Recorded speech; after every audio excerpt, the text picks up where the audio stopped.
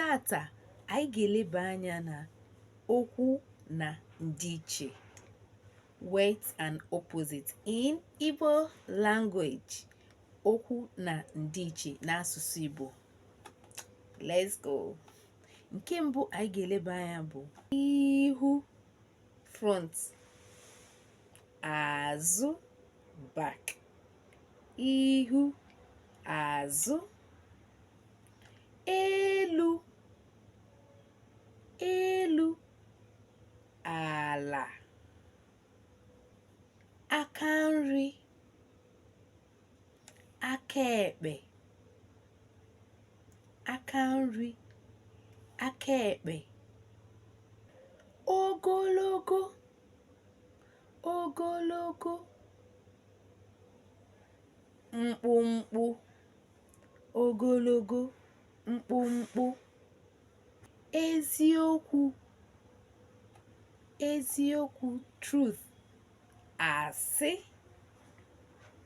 lie. Eziokwu, asị. Elu igwe, elu igwe. Ọkụ mmụọ, elu igwe, ọkụ mmụọ, heaven, hell. Ụtụtụ, ụtụtụ,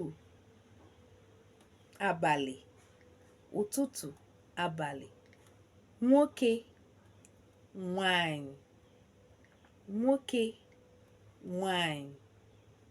Ọchị, ọchị, akwa. Ọchị, akwa. Esi ekwu ndị n'ọchị, ndị na-akwa. Some people are laughing, some people are crying.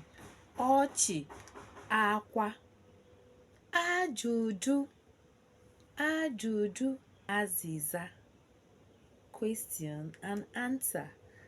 Ajụjụ, azịza. Nsogbu, nsogbu, udo. Nsogbu, udo. Ọkụ, ọkụ, oyi. Ọkụ, oyi is cold, is hot, is cold.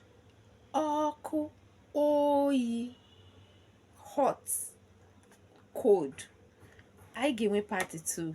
Ka chọrọ m ka vidio atọ ogologo. Anyị ga-enwe part 2 na isiokwu a, okwu na ndịiche. Ọ ga-enwe part 2.